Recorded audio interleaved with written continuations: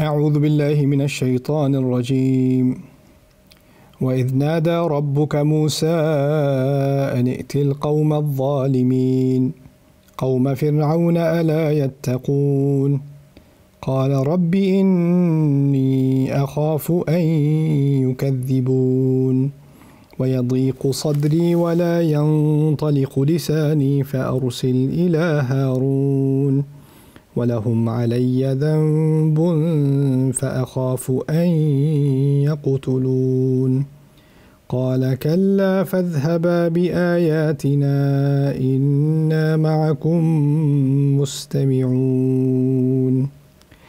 رب اشرح لي صدري ويسر لي أمري واحلل عقدة من لساني يفقهوا قولي فالحمد لله والصلاة والسلام على رسول الله وعلى آله وصحبه أجمعين السلام علیکم ورحمۃ اللہ تعالی وبرکاتہ۔ آج کے سیشن میں آپ سے موسیٰ علیہ السلام کے بارے میں ایک یونیک بات کروں گا۔ اس حصے میں دعا تو نہیں ہے، لیکن دعا کے بارے میں ہمیں ایک بہت عظیم چیز سیکھنے کو ملی ہے۔ اللہ تعالیٰ کے سامنے ہم صرف درخواست نہیں کرتے، لیکن کچھ چیزوں کا اعتراف بھی کرتے ہیں، اور وہ بھی ایک دعا کی قسم ہے۔ تو ہماری جو دعا کا کانسیپٹ ہے وہ بہت تنگ اور بہت نیرو ہے۔ میں چاہتا ہوں کہ آپ اس کو تھوڑا سا ایکسپینڈ کریں آج میرے ساتھ۔ اور اس قسم کی دعا کی بھی قرآن میں اور جگہ مثالیں ہیں، جہاں آپ اللہ تعالیٰ سے ایکچولی ڈائریکٹلی کچھ مانگ نہیں رہے، لیکن آپ اللہ تعالیٰ کے سامنے اپنا کیس پیش کر رہے ہیں۔ موسیٰ علیہ السلام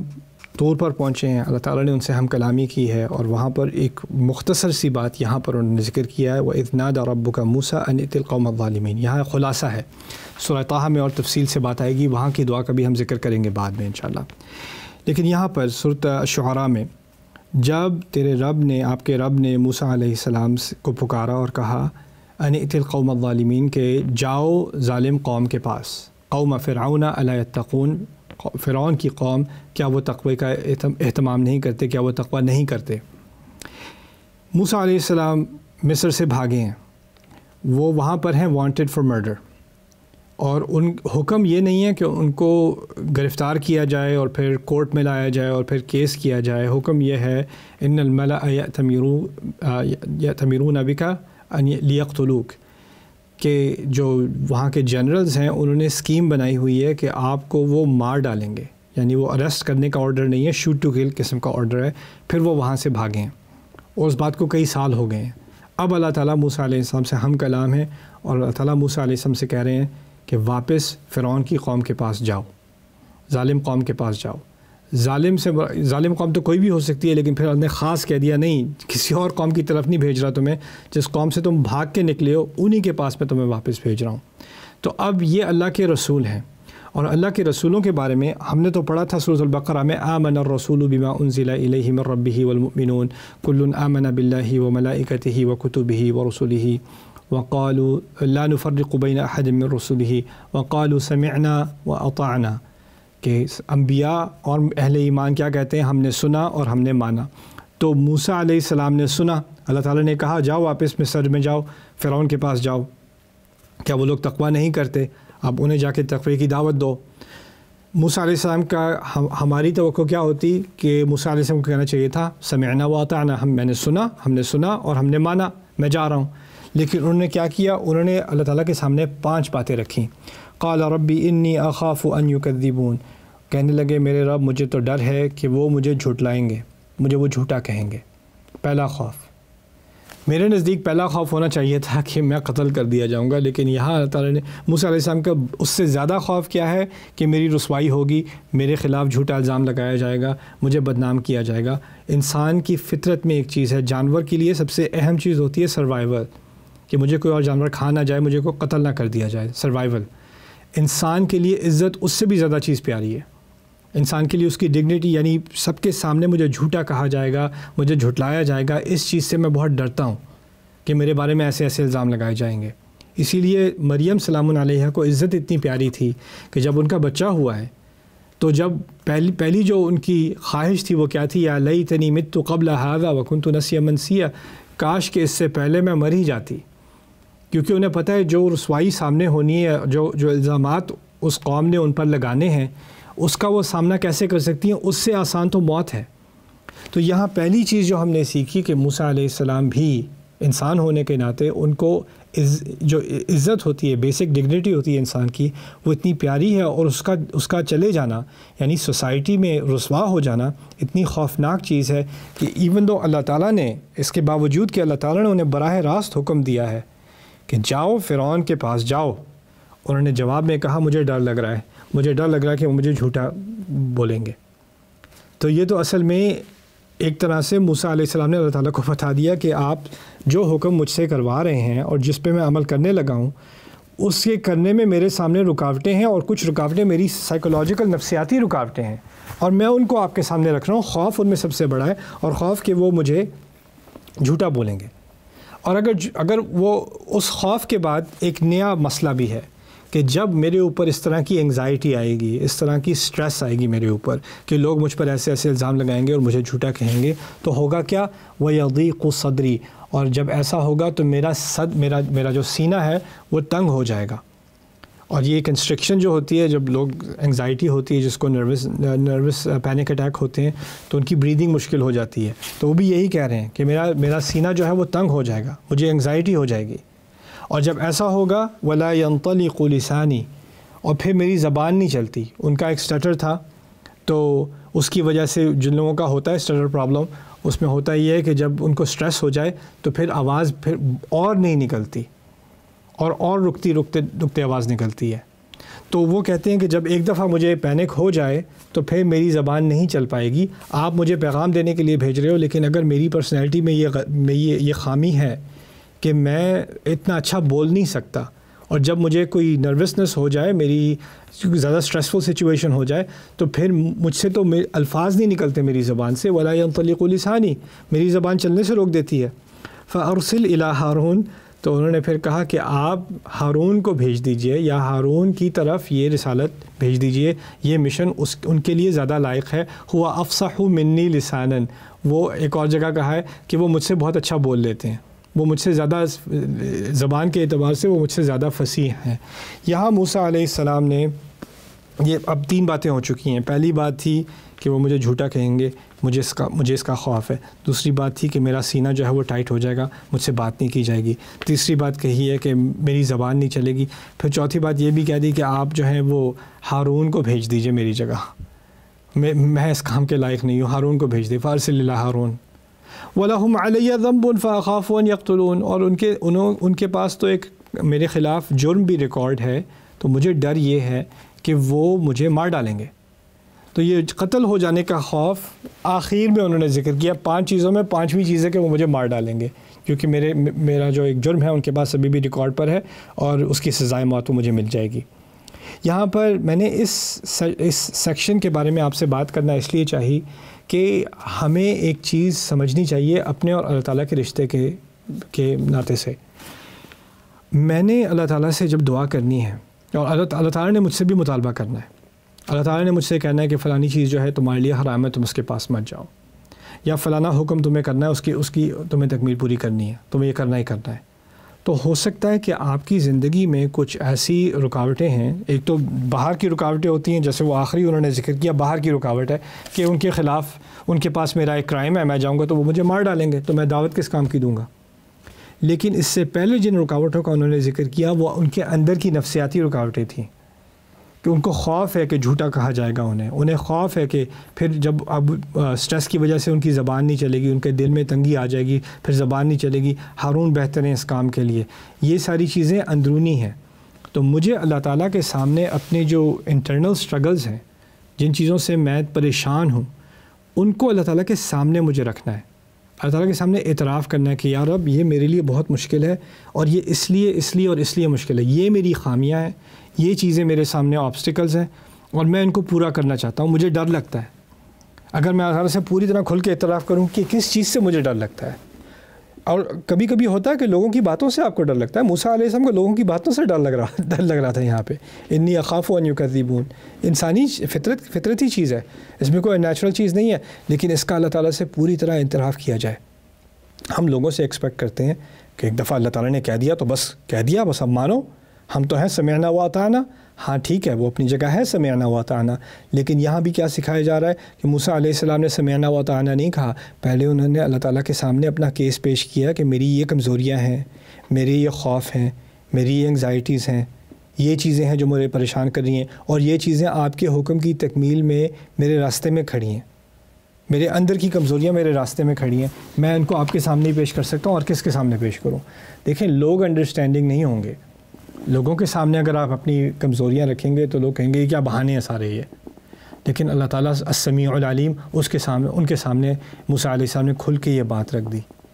کہ یہ ہے میری کمزوریاں، یہاں تک کہ وہ ان کو خود اعتمادی نہیں تھی، وہ چاہتے تھے کہ ہارون علیہ السلام سے کام کروا لیا جائے، مجھ سے نہ کروایا جائے، لیکن دوسری طرف اب اس کو دوسری طرف سمجھنے کی کوشش کریں، اللہ تعالیٰ آپ کی کمزوریوں کو آپ سے بہتر جانتا ہے، اور آپ کا جو سیلف کانفیڈنس مسنگ ہے نا وہ اس سے بھی پوری طرح عارف ہے، پوری طرح جانتا ہے، واقف ہے کہ وہ آپ کس طرح اپنے آپ پر بھی اعتماد نہیں کرتے، اور آپ نہیں سمجھتے کہ آپ کسی اس طرح کی ذمہ داری کے اہل ہوں گے، لیکن اللہ تعالیٰ نے یہ سب جانتے ہوئے موسیٰ علیہ السلام کو یہ ذمہ داری دی، اور پھر موسیٰ علیہ السلام کو پتہ ہے کہ میرا رب سب کچھ جانتا ہے، لیکن جاننے کے باوجود موسیٰ علیہ السلام نے کھل کر یہ ساری اپنی کمزوریاں خامیاں ان کے سامنے پیش کی۔ اللہ تعالیٰ اب موسیٰ علیہ السلام کے اندر ایک ایسا کانفیڈنس ڈالیں گے، ایک ایسی خود اعتمادی ڈالیں گے، کیسے کلا فاذھبا بآیاتنا، نہیں کوئی بات ہی نہیں، فکر ہی نہ کرو، فکر ہی نہ کرو، رہنے دو، کچھ بھی نہیں ہے یہ سب کچھ، یعنی جو پہلی بات کی تھی مجھے جھوٹا بولیں گے، کوئی بات نہیں، تو وہ تمہارا مسئلہ نہیں ہے، جو کچھ لوگ کہیں اس سے تمہیں کوئی فرق نہیں پڑے گا، میں نہیں پڑنے دوں گا۔ پھر دوسری بات وَيَضِيقُ صَدْرِي، میرا سینہ جو ہے تنگ ہو جائے گا، نہیں ہوگا، میں نہیں ہونے دوں گا، میں تمہارے سینے کو سنبھال لوں گا۔ وَلَا يَنطَلِقُ لِسَانِي، وہ تمہاری کمزوری ہے، میں تمہاری کمزوری دور کر دوں گا۔ وَلَا يَنطَلِقُ لِسَانِي فَأَرْسِلْ إِلَىٰ ہارون، اس کا بھی جواب کلّا میں آ گیا، کیوں فَاذْهَبَا، دونوں اکٹھے جاؤ، ہارون چاہیے تمہیں، سپورٹ کے لیے چاہیے، ہارون کو ساتھ لے جاؤ۔ ہارون کو جاب نہیں دی، یہاں تک کہ اگر آپ باقی قرآن پڑھیں گے تو موسیٰ نے تو کہہ دیا علیہ السلام کہ وہ مجھ سے اچھا بولتے ہیں، لیکن اللہ تعالیٰ نے ایک لفظ نہیں بلوایا قرآن میں ہارون علیہ السلام سے فرعون کے سامنے، ساری بات موسیٰ علیہ السلام نے کی ہے پورے قرآن میں۔ تو انہوں نے کہا کیا ہے پھر، یا جو اگر کچھ کہا ہے تو اکٹھے کہا ہے، یعنی ان کو الگ کبھی کوٹ نہیں کیا اس پورے قصے میں ہارون علیہ السلام کو فرعون سے خطاب کرتے ہوئے۔ اس سے ہمیں کیا پتہ چلا، اگر اللہ کو پتہ ہی تھا کہ بات ساری موسیٰ نے کرنی ہے، ہارون نے تو کرنی ہی نہیں ہے، تو ان کو پھر لائے کیوں ساتھ میں؟ تو اشدد بہ ازری واشرکہ فی امری، آگے سورۃ طٰہٰ میں دعا آ رہی ہے، اس کا جواب آ رہا ہے، وہ میری پیچھے سے میری سپورٹ کریں گے، میری کمر کو جو ہے وہ مضبوط کریں گے، یعنی اگر کوئی آپ کو اٹیک کر رہا ہوتا ہے نا تو آپ پیچھے گر رہے ہوتے ہیں، اور آپ کے پیچھے کوئی آپ کو کھڑے ہوئے سپورٹ کر رہا ہے، گرنے سے بچا رہا ہے، اشدد بہ ازری واشرکہ فی امری،